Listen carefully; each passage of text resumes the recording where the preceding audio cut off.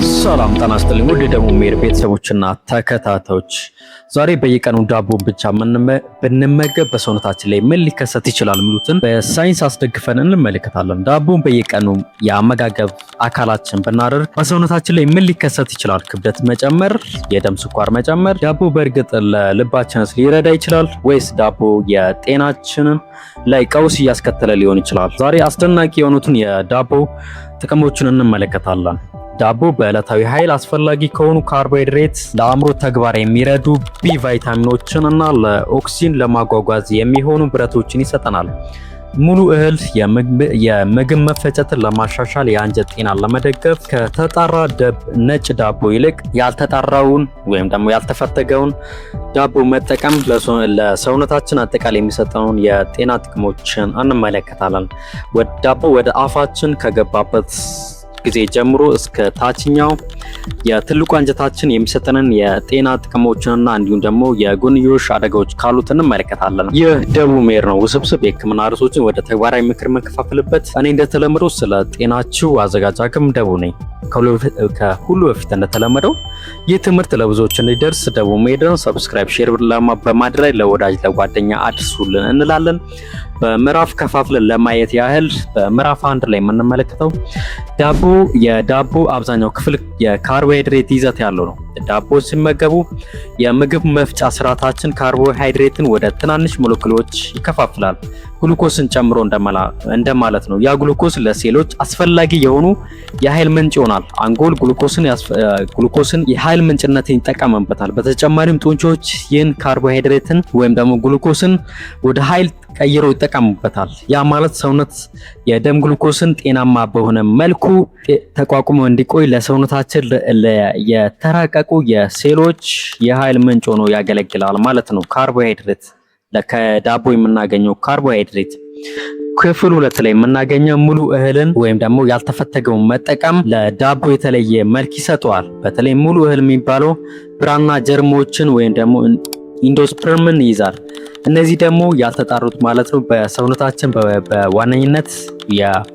በዋነኝነት የስታርቾች ይዘት አለው። እነዚህ ስታርቾች ደግሞ በተለይ የአመጋገብ መገለጫቸውን የአመጋገብ ፋይበርን መዋቅርን ይሰጡናል። ነገሮች አስደሳች የሚሆኑት እዚህ ጋር ነው ማለት ነው። ብዙ ጊዜ በምርምር አካላት ከፍተኛ ሙሉ እህሎችን ፍጆታ በተሻለ የሜታቦሊክ ጤናና እንዲሁም ደግሞ አይነት 2 ስኳር ለመቆጣጠር ይጠቅማሉ። በተለይም ደግሞ በ2025 የተደረገ ሰርቬይ እንደሚያመላክተው ከሆነ የግሉኮስ ቁጥጥርና የሊፒድ ሜታቦሊዝምም ከፍተኛ በሆነ መልኩ ያልተፈተጉ የዳቦ ይዘቶችን መጠቀም ለሰውነታችን ገንቢ ሆኖ እንዲሁም ደግሞ የስኳር ቁጥጥር ጠቃሚ ሆኖ እናገኘዋለን ማለት ነው። ክፍል 3 ከአንጀት ጤና ጋር በተያያዘ በሙሉ ያልተፈተጉ እህሎችን በፋይበር ወይም ደግሞ ሙሉ እህሎችን መጠቀም ከብክነት በተጨማሪ አንዳንድ የአመጋገብ ፋይበር አይነቶች ወደ ትላልቅ የአንጀት ሊደርሱ እንደሚችሉ ያመላክታል።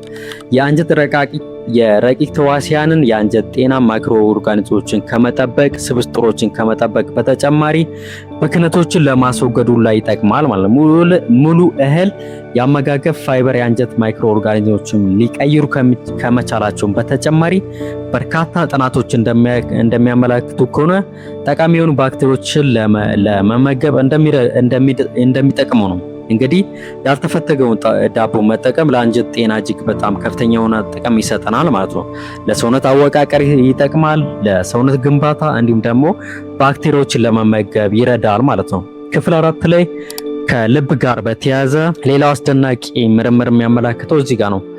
ምርምሮች በከፍተኛ ደረጃ ሙሉ እህሎችን መጠቀም ከፍተኛ የሆነ የካርዲዮቫስኩላር አደጋ ተጋላጭነት ከመቀነስ በተጨማሪ መጠነኛ የሆነ የስኳር ምላሽን የሜታቦሊክ ትንተናዎች ወይም ደግሞ የሜታ ትንተና እንደሚያመላክተው ከሆነ ካርዲዮቫስኩላር እና ከደም ስሮች ጋር የተያዙ በሽታዎችን ለመቀነስ እጅግ በጣም ጠቃሚ ሆኖ እናገኘዋለን ማለት ነው። ለደም ስሮች ይጠቅማል። ለደም ስሮች መጨናነቅ ወይም ደግሞ ደም ስሮች ሪላክስ እንዲያደርጉ ይጠቅማል ማለት በተለይም ደግሞ ለኤልዲኤል ኮሌስትሮል እንዲሁም ደግሞ ለኮሌስትሮል አጠቃላይ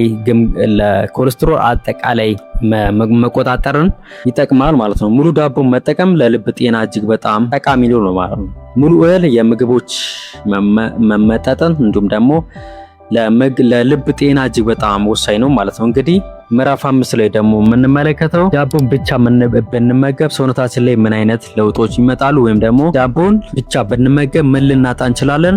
ከዳቦ የምናጣቸውን በምን አይነት መልኩ መቀየር ይቻላል? ወይም ደግሞ ቁርሳችን ዳቦ፣ ምሳችን ዳቦ ቢሆን ካርቦሃይድሬት ብቻ የምናገኝ ከሆነ ሰውነታችን ምን ሊያጣ ይችላል እና ያጣናቸውን ንጥረ ነገሮች ደግሞ በምን አይነት መልኩ ባላንስ ማድረግ ይቻላል? በተለይም ደግሞ ፕሮቲን፣ ቫይታሚኖች፣ ማዕድናትና አስፈላጊ ንጥረ ነገሮችን፣ ጤናማ ቅባቶችን፣ የተለያዩ ፋይበሮችን እንዴት ከዳቦ ጋር ማዋሃድ ይቻላል ሲባል ዳቦን በተለያዩ መልኩ ማዋሃድ ይቻላል። በተለይም ደግሞ ከእንጀራዎች ጋር እንዲሁም ደግሞ ከአቮካዶ እንዲሁም ደግሞ ከተገኘ ከአትክልቶች ጋር በማመጣጠን እነዚህ ቫይታሚኖች ማዕድናትን ማግኘት ይቻላል ማለት ነው። ስለዚህ ስለ ዳቦ አዲስ መረጃ ካገኙ ደቡብ ሜድን ሰብስክራይብ፣ ሼር በማድረግ ለወዳጅ ለጓደኛ ማድረስ እንዳይረሳ እንላለን። ከዝግጅቱ ጋር የነበርኩት እኔ ሐኪም ደቡ ነኝ። መልካም ጊዜ፣ መልካም ቆይታ። እናመሰግናለን።